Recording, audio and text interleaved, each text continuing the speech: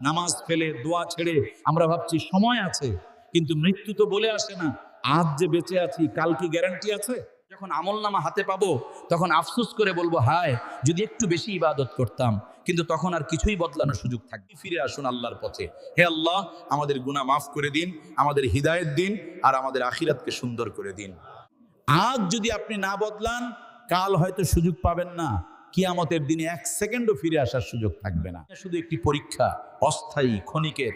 আমরা হাসি খেলি, গুনাহ করি, কিন্তু ভুলে যাই আল্লাহ সব দেখছেন। আখিরাতে যখন আপনার আমলনামা সামনে আসবে, তখন প্রতিটি ভুলের জন্য হৃদয় কেঁপে উঠবে।